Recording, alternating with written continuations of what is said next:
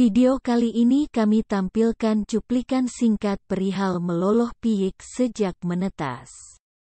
Karena piyik yang baru menetas sangat rentan mengalami kematian.